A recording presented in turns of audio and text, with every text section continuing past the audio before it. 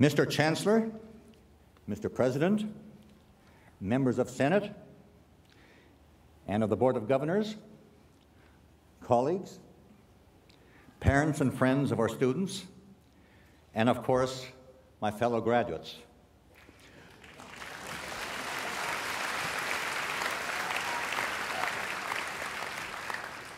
I consider it a great honor to be awarded this degree by the institution that since 1963 has been my university home. I come from what used to be considered the most ethnically diverse part of this country, the Canadian prairies. Long before Toronto was taking a great pride in its ethnic diversity, a mixing of different cultures was a fact of life in Manitoba. One of the reasons I've always liked York is its diversity in students and faculty. It is what a friend in the library calls a people's university, and I'm proud of that. Wherever there's cultural diversity, there must be respectfulness for others. This took a long time for Canadians to learn. It wasn't easy. We went from isolation to one another in the 19th century to assimilation of minority groups into the dominant culture in the first half of the 20th century, and then finally to acculturation. That is a culture of respect and acceptance of others in the last half of the 20th century. This last profound change took place after World War II, and it is difficult to explain why Canada changed so much at that time. Certainly, it involved better communications of many kinds. Also, a direct experience of cultures in distant parts of the world. And above all, the insistence of minority groups that they be recognized as equal to others within the larger society and to have fair treatment. We in Canada have learned these important lessons of equality as well as any country on earth, and that is to our credit. It is something we must hold on to. This belief in fairness and equality is something that you have experienced at York, and you must be leaders to maintain that in the larger community, a community of which you are already a part as young men and women.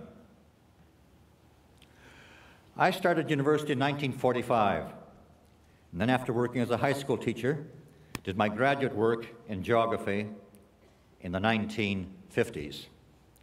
That was an exciting time. We thought we were building a new Canada as urban and regional planning were coming into their own. As new resources were developed, as communications were improved, and as a new consumer society emerged after the austerity of the Great Depression of the 1930s and after World War II. Exciting, yes, but I want to emphasize something very, very different. My generation, and the ones after mine, are the most profligate that have ever lived on the face of the earth in consuming resources, and the most destructive in the damage that humans have inflicted on the environment. The greatest problems in the world today are related to the continued availability of good water, adequate food, and safe energy. And of course, all these problems have been magnified by climate warming and differential population growth in the world, especially great population growth in less developed countries. Of course, I'm concerned about your welfare in this world where my generation has caused great environmental problems. But I'm desperately worried and troubled about the world your children and your grandchildren will live in. We all are custodians of our environment now, and we'll have to work together to put things right. You are a large class, I fully expect some of you will be going into politics and will be wrestling with these matters. That is to the good. Bright minds and leadership are needed. But every single one of you should be well informed on these critical themes and be ready to talk effectively to others about them. Because you will have to help lead politicians on what has to be done on these major world issues. The issues won't go away. Solutions have to be sought. Some are short-term, such as cuts in consumption of energy, and are a matter of political will. But the long-term solutions will be found in research and development. You, as citizens, will have to support both short and long-term measures. All of us are affected, and each one of you can have a positive impact in protecting this earth of which we are a part.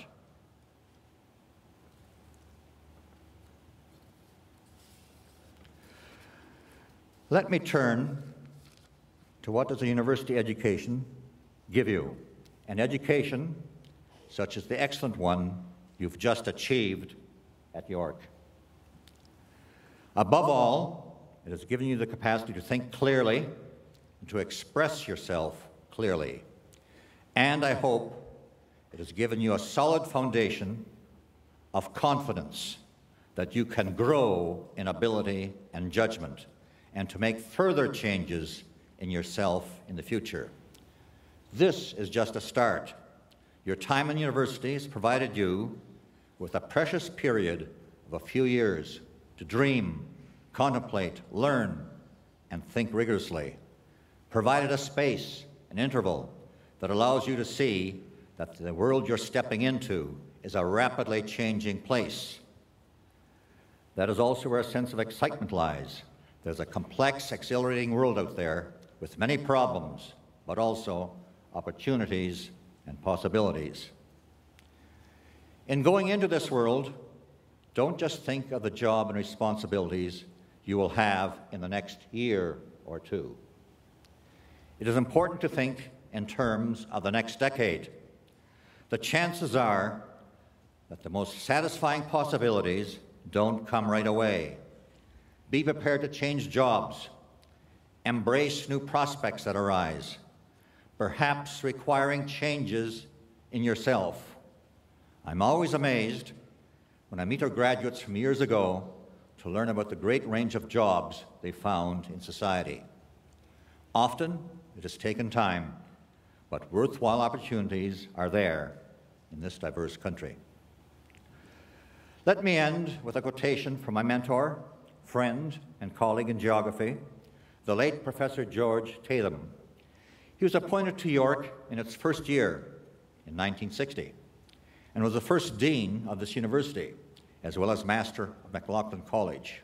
He wrote, "Long after the students have forgotten what we taught, they will remember the spirit with which we taught." In this spirit, I want to suggest that an important part of York's legacy to you is a culture of respectfulness for others, an awareness that important things need to be accomplished in the world just to keep it safe for humans, and a readiness to be prepared for continuing personal change. I wish every single one of you well, and I thank York for giving me the opportunity once more to be a teacher.